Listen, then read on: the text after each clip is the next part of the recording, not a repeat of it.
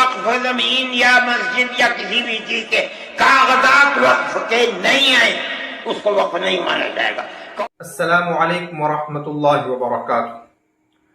محترم ناظرین، آپ کو پتہ ہے کہ حضرت مولانا ارشد مدنی صاحب نے دہلی کے اندر جو بہت ایک بڑا بیان دیا تھا، حکومت کو للکارتے ہوئے جو کہا تھا، اس میں سے ایک بات یہ کہی تھی وقف بل، جو پارلیمنٹ کے اندر جو حکومت نے وقف بل کے اوپر جو قانون لے کے آئے ہیں، اس کے اوپر بہت زبردست حضرت مولانا سید ارشد مدنی صاحب بھڑکے تھے اس بیان کے اندر۔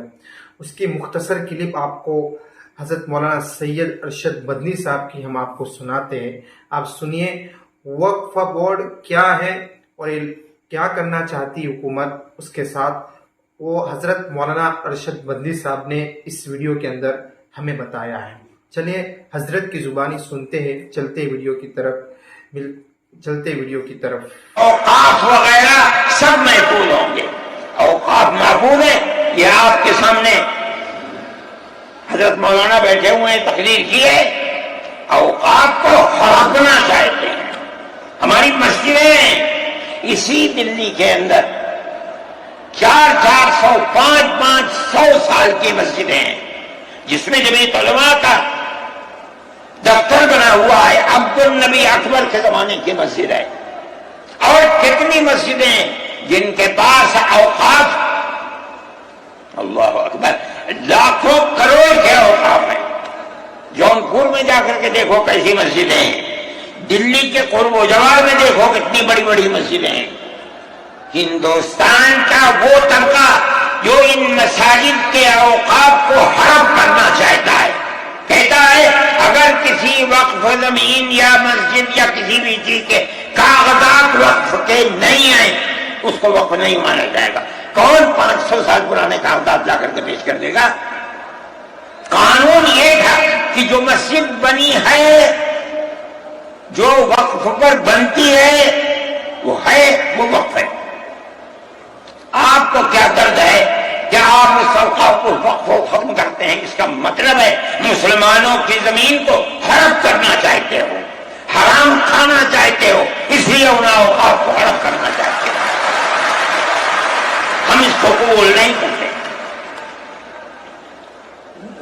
اوقاف ہمارے آباء و اجداد کے کیے ہوئے ہیں، اوقاف اللہ کی ملکیت میں دیے ہوئے ہیں، لیکن انہوں نے معذرت کر دی، لیکن اپنی پارٹی کے نائب صدر نواب جان صاحب کو بھیجا یہاں۔ میں اسے بھی بہت بہترین نظر سے دیکھتا ہوں۔ میں یہ سمجھتا ہوں کہ مسلمانوں کے جذبات جو ادھر سے لے کر ادھر تک، یہ جم غفیر اپنے دل کی آواز گویا کے دل کو نکال کر دکھلا رہا ہے، ترجمانی یہ جا کر کے کریں گے۔ اس لیے کہ جب تک ہمارا ماننا یہ ہے کہ اگر کوئی آگ لگتی ہے مسلمانوں کے جذبات پر، اگر وہ ترمیمی بل پر آگ لگتی ہے، تو جو بیساکھی جس پر ملک چل رہا ہے اس کی ذمہ داری اتنی ہی اس پر بھی پڑے گی جتنی ذمہ داری مرکز میں بیٹھی ہوئی طاقت پر پڑے گی۔ یہ بیٹھے ہوئے ہیں، میں ان کی تشریف آوری پر شکریہ ادا کرتا ہوں، اور میں سمجھتا ہوں کہ مسلمان کے یہ جذبات وہاں تک پہنچیں گے، اور جمعیت علماء نے یہ وہاں کی جمعیت کے ذمہ دار بیٹھے ہوئے ہیں۔ ہم نے طے کیا ہے کہ ہم اس مہینے کے آخر میں یا دسمبر کے شروع میں، کیا تاریخ ہے؟ 3 تاریخ ہے، 1 دسمبر یا 15 دسمبر کو ہم وہاں بھی جمعیت علماء کی طرف سے کڑپا میں جو چندرا بابو نائیڈو کا وطن ہے، ہم وہاں انشاءاللہ 5 لاکھ مسلمانوں کو جمع کریں گے، اور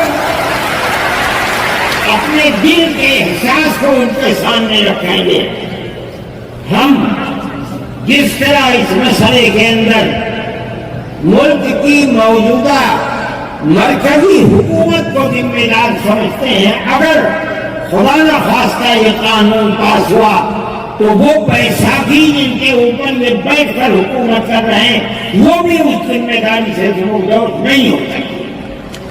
میں اپنے ان جذبات کے ساتھ نواب جان صاحب کا خیر مقدم کرتا ہوں، یہ نائب جی کے نائب ہی سمجھیے، ان کی پارٹی کے نائب ہیں، اور مولانا خالد صاحب مسلم تسلیہ بورڈ کے صدر ہیں، مولانا کا تعلق بھی تشریف رکھتے ہیں۔ ان تمام مسائل سے ہے جو مذہبی مسائل ہیں اور مسلمانوں کے خلاف اٹھائے جاتے ہیں۔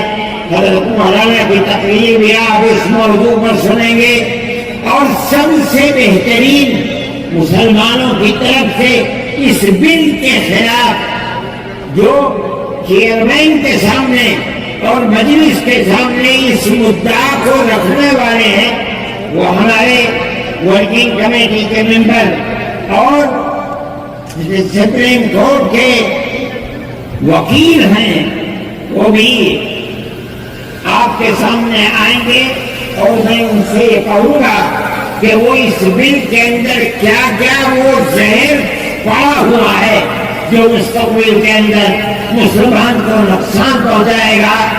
ایوبی صاحب، خلیل ایوبی صاحب، میں ان سے بھی کہوں گا کہ وہ آدھے گھنٹے کے اندر اپنی بات کو تمام لوگوں کے سامنے پیش کریں تاکہ یہ سمجھا جا سکے کہ اس بل کے اندر کیا زہر ملا ہوا ہے۔